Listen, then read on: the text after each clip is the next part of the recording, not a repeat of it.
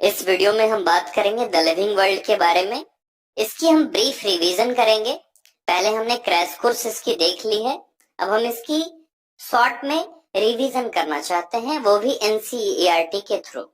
NCERT को ही इतना weightage क्यों दे रहे हैं? आपको पता होगा कि नीट में जो 90 क्वेश्चंस बायो के आते हैं, 90 में से 70 to 75 questions as it is NCERT के होते हैं। अगर आपको इस बात पे विश्वास नहीं होता तो आप पिछले 5 साल के पेपर उठाकर देख लो और एनसीईआरटी लेकर बैठ जाओ, तो आपको पता चल जाएगा कि एनसीईआरटी से ही पेपर बनाए जाते हैं। यहाँ तक मैं बोल रहा हूँ कि एज इट इज एनसीईआरटी से पूछी जाती है। पहली पैराग्राफ है द लिविंग वर्ल्ड की। पहले मैंने आपको बताया था इससे लगभग मैक्सिमम 3 क्वेश्चंस पूछे गए हैं 2016 में ही। एक क्वेश्चन नॉर्मल इससे पूछे जाते हैं, वेटेज तो है इस चैप्टर की। तो ये जो पहली पैराग्राफ है, पहली पैराग्राफ अगर कोई टैक्सोनॉमिस्ट के पर्पस से देखें, टैक्सोनॉमिस्ट के पर्सपेक्टिव से अगर देखें, तो ये लिटरेचर बहुत अच्छी है, लिटरेचर में कोई कमी नहीं है। लेकिन अगर एक नीट के पर्सपेक्टिव से हम देखें तो इससे क्वेश्चंस नहीं पूछी जा सकती, इससे कोई भी क्वेश्चन डिजाइन नहीं हो पाता है। इसमें जो हम diversity in the living world unit में जो पढ़ेंगे हम, उसको ही यहाँ पे लिटरेचर के माध्यम से बताया गया है कि हम क्या इसमें पढ़ेंगे। तो यहाँ से तो कोई क्वेश्चन फ्रेम नहीं होता। अब आगे बढ़ते हैं, ये इंपॉर्टेंट है। अर्नेस्ट मेयर, जितने भी एनसीईआरटी के चैप्टर हैं, यूनिट जहां से स्टार्ट होती है वहां पर एक न एक फोटो दे ही रखा है। एक जैसे रामदेव मिश्रा का, कैथरीन ईसाओ का, तो ये सब फोटो यहाँ पे दे रखा है। यहाँ पे इंपॉर्टेंट है अर्नेस्ट मेयर। अर्नेस्ट मेयर में 2 चीज इंपॉर्टेंट है। एक तो इतने ग्रेट साइंटिस्ट थे कि डार्विन की जैसी उपाधि नहीं मिली कि Darwin of the 20th century. एक ये लाइन इंपॉर्टेंट है आपका, ये चीज पूछा गया है। जो रेड से अंडरलाइन है वो चीज एग्जाम में पूछी हुई है, और जो येलो से अंडरलाइन रहेगी वो एग्जाम में प्रोबेबिलिटी बनती है। तो नेक्स्ट है, पहले हमने देखा था क्रैश कोर्स में कि जो बायोलॉजिकल स्पेसीज है, आज जो उसकी हम डेफिनेशन पढ़ते हैं कि 2 स्पेसीज जो आपस में इंटरब्रीड कर सके, उन्हें हम बोलते हैं कि ये बायोलॉजिकल स्पेसीज हैं। तो ये कहना था अर्नेस्ट मेयर का ही। तो एक चीज ये इंपॉर्टेंट है, पूछी गई थी। नेक्स्ट आगे बढ़ते हैं, ये द लिविंग वर्ल्ड की ये जो पहली पैराग्राफ है, इससे कोई भी क्वेश्चन फ्रेम नहीं हो सकता। अब इसमें नेक्स्ट बताया गया है कि लिविंग और नॉन लिविंग दोनों के बीच डिफरेंस क्या होता है। ऐसा क्या है जो लिविंग बीइंग के पास होता है और नॉन लिविंग उसको पजेस नहीं कर पाते।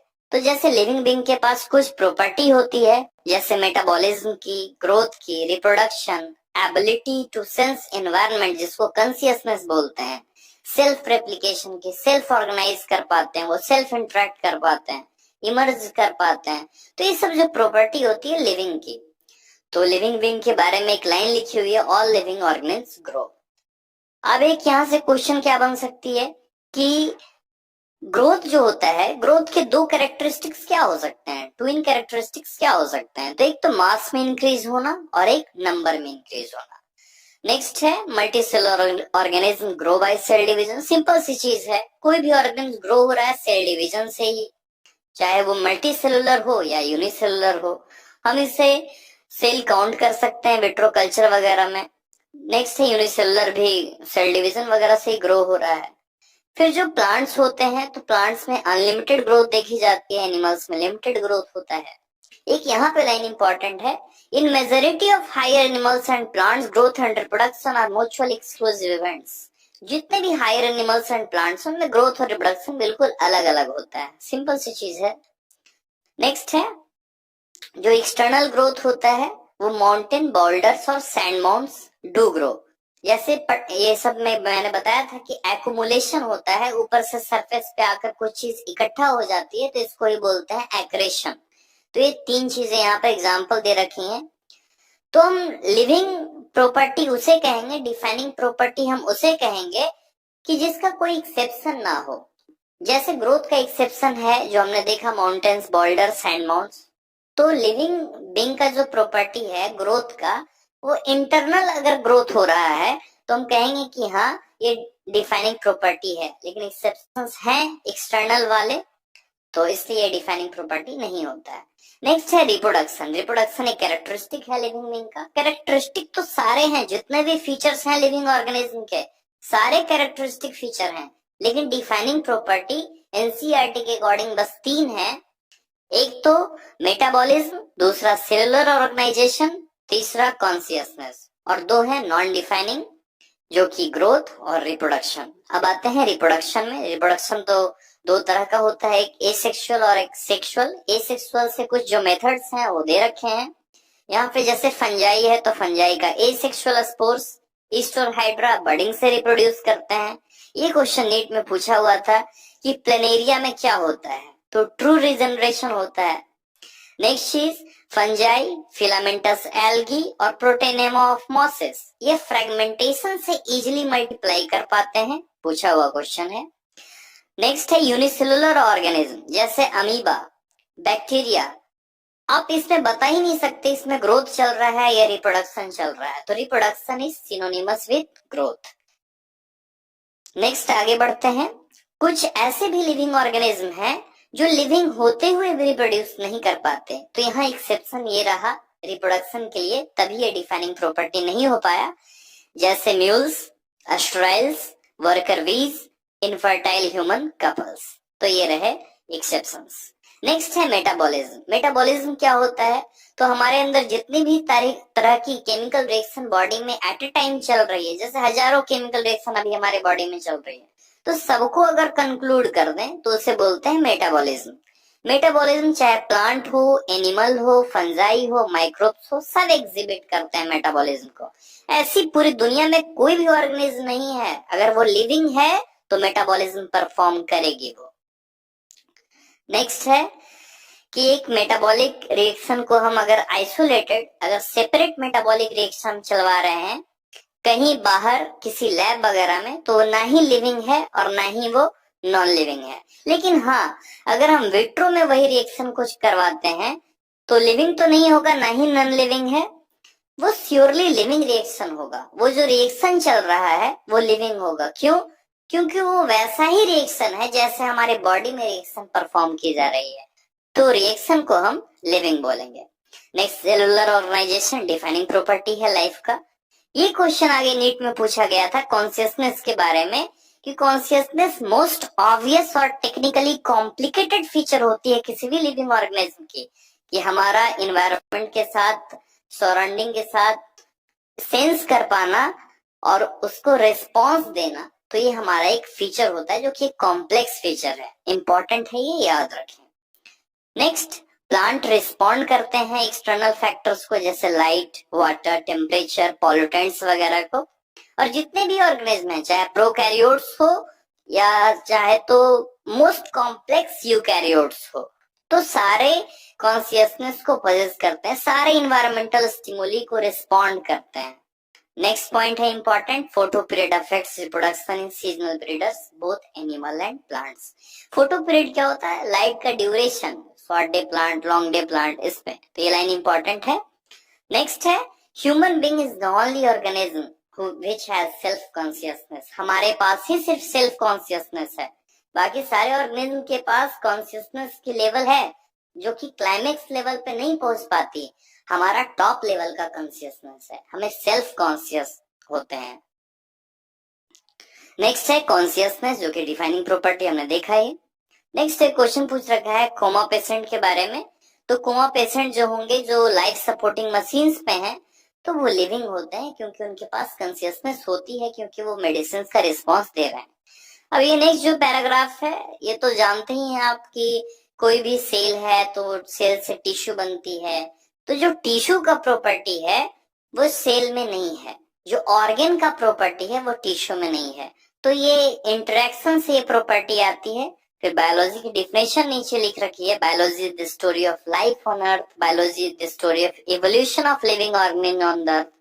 ये लाइन सुनने में अच्छी लगती है, क्वेश्चंस आते नहीं है इससे। नेक्स्ट है topic diversity in the living world. Crash course में हमने इस पे बात की थी टैक्सोनॉमी टॉपिक के रिगार्डिंग।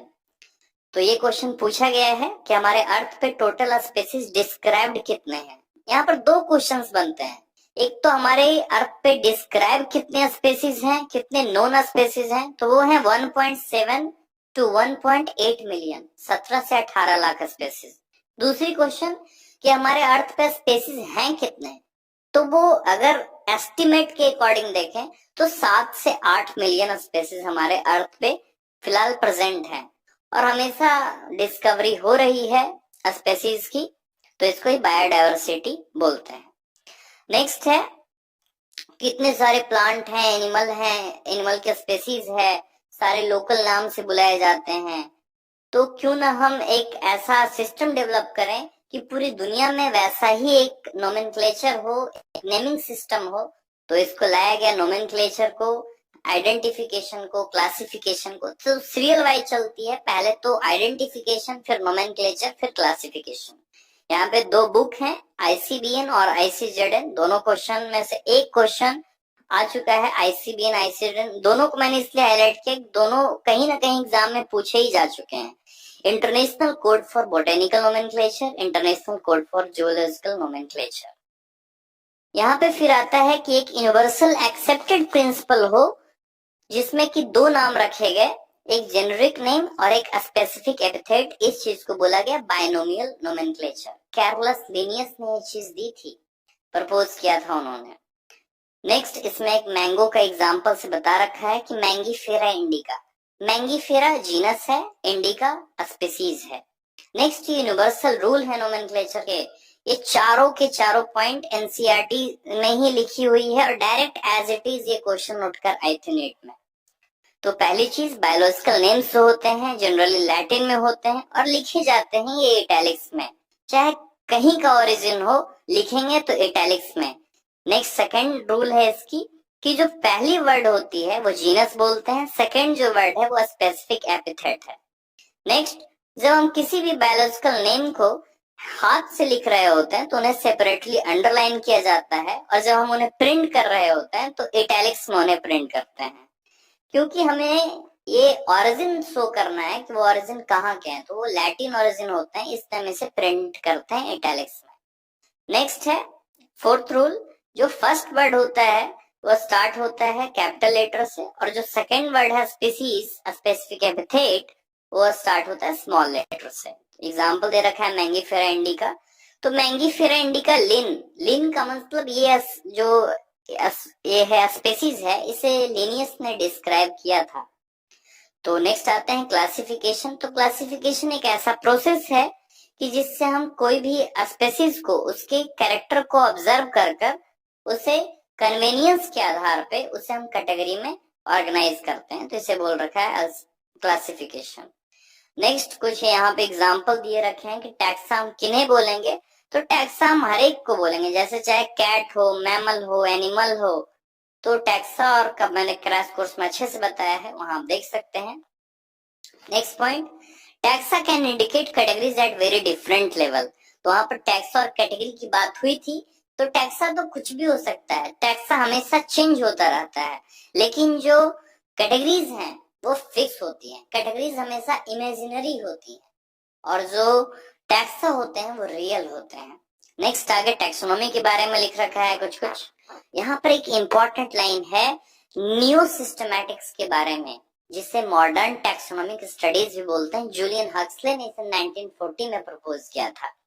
एक्सटर्नल और इंटरनल स्ट्रक्चर किसी भी ऑर्गेनिज्म का ही पहले देखा जाता था, पहले तो एक्सटर्नल लेवल पे बात की जाती थी, जो कि सिस्टमैटिक्स में, न्यू सिस्टमैटिक्स में खास बात क्या है कि इसमें इंटरनल फीचर को भी जोड़ा गया। वो इंटरनल फीचर है क्या, तो किसी भी स्ट्रक्चर सेल का डेवलपमेंट प्रोसेस, जैसे एम्ब्रियोलॉजिकल डेवलपमेंट, इकोलॉजिकल इंफॉर्मेशन किसी भी ऑर्गेनिज्म का, ये इसेंशियल है किसी भी मॉडर्न टैक्सोनॉमिक स्टडीज के। बहुत ही ज्यादा प्रोबेबिलिटी बनती है क्वेश्चन आने की, ये जो कैरेक्टर्स दे रखे हैं। नेक्स्ट है कि कौन से ऐसे कैरेक्टर्स होते हैं, कौन से ऐसे प्रोसेस हैं जो कि टैक्सोनॉमी के लिए बेसिस है, तो वो है कैरेक्टराइजेशन, आइडेंटिफिकेशन, क्लासिफिकेशन और नोमेनक्लेचर। नेक्स्ट आगे बढ़ते हैं। टैक्सोनॉमी कोई नया नहीं है, पहले भी लोग अपने फूड के आधार पे, क्लॉथ के आधार पे, शेल्टर के आधार पे इसका यूज करते रहे हैं। नेक्स्ट आती है बात सिस्टमैटिक्स की। तो सिस्टमैटिक्स में किसी भी ऑर्गेनिज्म का उसके डाइवर्सिटी के साथ रिलेशनशिप देखा जाता था, सिस्टमैटिक्स में जो सिस्टम वर्ड है ये सिस्टमैटिक अरेंजमेंट से आया है किसी भी ऑर्गेनिज्म का। लिनियस ने एक बुक लिखी थी सिस्टमा नेचुरा, इसमें एनिमल के बारे में लिखी हुई बुक है और इसको आगे इनलार्ज किया गया, इवोल्यूशनरी रिलेशनशिप से इसको जोड़ा गया। ये इसकी खास बात रही कि इसको फिलोजेनी से जोड़ा गया इवोल्यूशन के बेसिस पे। नेक्स्ट हमारी टॉपिक आती है टैक्सोनॉमिक कैटेगरी। जो हमने क्लासिफिकेशन पढ़ा, तो क्लासिफिकेशन सिर्फ एक सिंगल स्टेप प्रोसेस नहीं होता, ये बहुत सारे स्टेप आते हैं, तो इसमें हर एक स्टेप को कैटेगरी बोला जाता है, या कहें तो रैंक बोला जाता है। रैंक मैंने बताया था उसमें अच्छे से क्रैश कोर्स में। नेक्स्ट हम बात करते हैं टैक्सोनॉमिक हायरार्की। जितने भी कैटेगरीज हैं, 7 कैटेगरी होते हैं टोटल, जिन्हें ऑब्लिगेट कैटेगरी या ब्रॉड कैटेगरी बोला जाता है, तो 7 को अगर इंक्लूड कर दें तो बोलते हैं टैक्सोनॉमिक हायरार्की। उसमें हर एक कैटेगरी यूनिट ऑफ क्लासिफिकेशन होता है। 7 कैटेगरी में से आप किसी को भी उठा लो, स्पेसीज को, जीनस को, ऑर्डर को, फैमिली को, किंगडम को आप उठा लो, तो वो कोई भी यूनिट ऑफ क्लासिफिकेशन हो सकता है। लेकिन अगर बेसिक यूनिट ऑफ क्लासिफिकेशन पूछा जाए तो वो स्पेसीज होगा। आगे बात करते हैं कि group represents category, category further denotes rank. जैसे ऊपर की जैसे किंगडम है और इधर ले रहे हैं एनिमेलिया, तो वो रैंक हो गई। आगे बढ़ते हैं, ये जो लिख रखा है एक और लाइन नीचे इंपॉर्टेंट है कि जो 7 कैटेगरी उसके नाम लिख रखे हैं। आगे हम बढ़ते हैं स्पेसीज के बारे में। जो 7 टैक्सोनॉमिक कैटेगरीज हैं, तो एक एक कर एनसीईआरटी में दे रखा है। तो इसमें जितने एग्जाम्पल हैं आपको तो वो याद रखने हैं, चाहे मैंगो का मैंगीफेरा इंडिका हो, पोटैटो का सोलेनम ट्यूबरोसम हो, लॉइन का पैंथेरा लियो हो, और भी नीचे एग्जाम्पल दे रखे हैं। जैसे ये सोलेनम नाइग्रम जो है मैकोई का है, एनसीईआरटी के मार्फोलॉजी के फोटो में दे रखा है, ये लास्ट वाली जो जितने भी फैमिली है उसमें। नेक्स्ट है मेलोनजेना, ये ब्रिंजल के लिए आता है, होमोसैपियंस ह्यूमन बींग्स के लिए है। तो ये चीजें हैं, पूछी जा सकती हैं। और ये चीजें तो पूछी गई थी कि genus comprises a group of related species which has more characters in comparison to species. Species से ज्यादा कैरेक्टर जीनस के पास होता है। सोलेनम है, और फिर इसमें सोलेनम जीनस का नाम है यहाँ पे। फिर यहाँ पे पैंथेरा जीनस है, जिसमें कि Panthera leo, Panthera pardus, Panthera tigris आते हैं। फिर आती है जीनस फेलिस, जिसमें कैट आता है। एग्जाम्पल आपको एज इट इज एनसीईआरटी की याद रखने हैं। नेक्स्ट है फैमिली। फैमिली जो होता है ग्रुप ऑफ रिलेटेड जेनरा को बोलते हैं। इसमें फैमिलीज की जो कैरेक्टराइजेशन होती है, फैमिली किस बेसिस पे कैरेक्टराइज की जाती है, तो इसमें 2 फीचर्स किसी भी प्लांट स्पेसीज के लिए जाते हैं, एक तो वेजिटेटिव फीचर और एक रिप्रोडक्टिव फीचर। ये बहुत इंपॉर्टेंट लाइन है। नेक्स्ट, एक फैमिली है सोलेनेसी, इसमें 3 चीजें आती हैं, जीनस, सोलेनम, पिटूनिया और धतुरा। तो ये सब आगे लिख रखा है। जैसे फैमिली है फेलिडी, इसमें कैट वगैरह आते हैं, लेपर्ड वगैरह आते हैं, लॉयन, टाइगर, लेपर्ड वगैरह। तो नेक्स्ट आगे बढ़ते हैं, फेलिडी, कैनेडी, ये सब जो होते हैं फैमिली है। नेक्स्ट है ऑर्डर। ऑर्डर है, ऑर्डर में एक आपको इंपॉर्टेंट जो याद रखना है कि इसमें एक ऑर्डर होता है पॉलीमोनियल्स। पॉलीमोनियल्स में 2 फैमिलीज आती हैं, एक तो कन्वोल्वुलेसी, एक सोलेनेसी। बहुत important point, as it is याद रखें इसको। इसे बेस्ड जो किया गया बेसिस रही इसकी, फ्लोरल कैरेक्टर के बेसिस पे इसको रिकॉग्नाइज किया जाता है। नेक्स्ट है क्लास। क्लास जो होता है, जैसे कोई क्लास हम मैमलिया ले रहे हैं, तो मैमलिया में कौन कौन सा ऑर्डर आएगा, तो ऑर्डर प्राइमेटा आता है और ऑर्डर कार्निवोरा आता है। नेक्स्ट है फाइलम। फाइलम जो हम देख रहे हैं, जितने भी फाइलम हम एनिमल डाइवर्सिटी में पढ़ते हैं फाइलम, तो वो सब फाइलम को इंक्लूड कर यहाँ पर दे रखा है। इसमें कुछ फीचर्स हैं जो हम पढ़ेंगे एनिमल किंगडम में। इन केस ऑफ प्लांट के बारे में तो मैंने बताया ही था, प्लांट को डिवीजन बोलते हैं, और अगर एनिमल का केस ले रहे हैं तो वहां पे फाइलम यूज किया जाता है। किंगडम है तो किंगडम 2 होते हैं, प्लांटी और एनिमेलिया। मैंने बताया है कि इसे ब्रॉड कैटेगरी पे बोलते हैं, टैक्सोनॉमिक कैटेगरीज को। ये चीज बड़ा ही इंपॉर्टेंट है। पहले क्वेश्चंस पूछे जाते थे कि अरेंजमेंट करें, असेंडिंग या डिसेंडिंग वे में अरेंजमेंट दी जाती थी, 4 ऑप्शन दिए होते थे, तो आपको एज इट इज ये याद रखनी है। ट्रिक मैंने बताया था, कीप प्लेट क्लीन और फैमिली गेट 6 से आप ट्रिक से याद कर सकते हैं। तो यहाँ पर दे रखा है कि जैसे आप स्पेसीज से किंगडम की तरफ बढ़ते हो, तो जो कॉमन कैरेक्टरिस्टिक होती है वो डिक्रीज होने लगती है, और जो सबसे छोटे टैक्सा होते हैं वहां पे कॉम्प्लेक्सिटी जो होती है कम होती है, और जैसे ही हम ऊपर बढ़ते जाते हैं तो कॉम्प्लेक्सिटी भी बढ़ती जाती है। नेक्स्ट है ये चार्ट। ये चार्ट बहुत ही ज्यादा इंपॉर्टेंट है, मीन्स 100% चांसेस बनते हैं अगर इस चैप्टर से क्वेश्चन आए तो यहाँ से आए, नहीं तो टैक्सोनॉमिकल एड्स जो नेक्स्ट टॉपिक हम पढ़ेंगे। तो इसमें man, horse fly, mango, wheat, और एक पहले एग्जांपल थी तुलसी की। तुलसी का जैसे बायोलॉजिकल नेम जो होता है ऑर्सिमम सैंक्टम, जीनस ऑर्सिमम होगा, फैमिली जो होती है लैमिएसी, और ऑर्डर लैमियल्स। यहाँ तक तो पूछा जाता है, ये पहले पुरानी वाले एनसीईआरटी में थे इसलिए मैंने यहाँ पे डिस्कस कर दिया। तो ये चार्ट एज इट इज आप याद रखें, क्वेश्चन पूछे गए हैं और प्रोबेबिलिटी बनती है कि फिर से नेक्स्ट कोई फैमिली ऑर्डर में से पूछा जाए। नेक्स्ट है टैक्सोनॉमिकल एड्स, बहुत इंपॉर्टेंट टॉपिक नीट के लिए। हर टॉपिक से लगभग इसके क्वेश्चन जितने भी हैं, जैसे हर्बेरियम, बोटेनिकल गार्डन, सबसे क्वेश्चन की में पूछे जा चुके हैं, और क्या आने वाली है ये भी मैं बताऊंगा।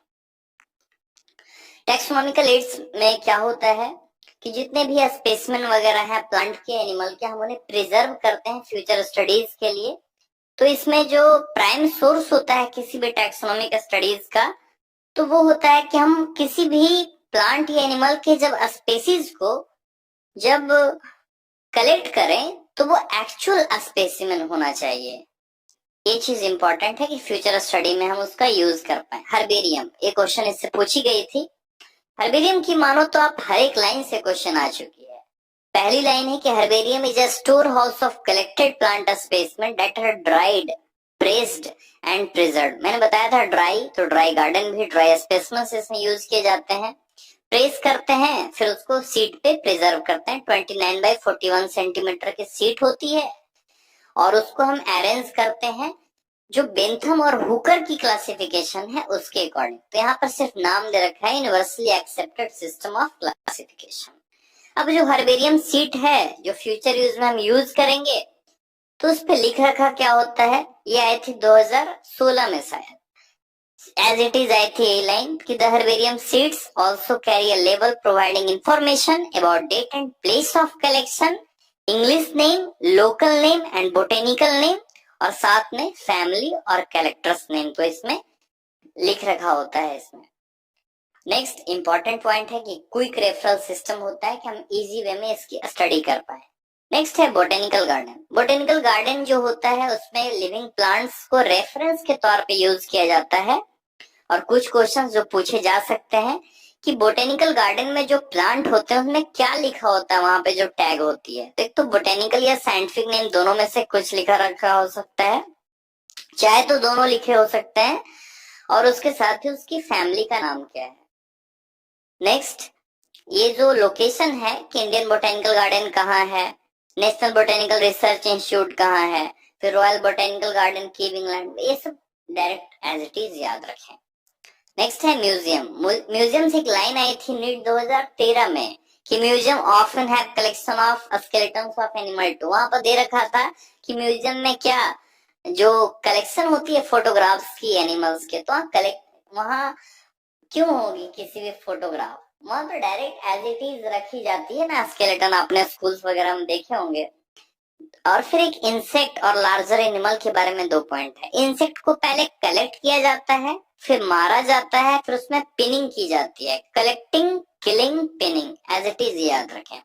लार्जर एनिमल्स को हम प्रिजर्व नहीं कर सकते ऐसे ही, तो पहले उनमें स्टफिंग की जाती है, तब जाकर उन्हें प्रिजर्व किया जाता है बर्ड्स या मैमल्स वगैरह के केस में।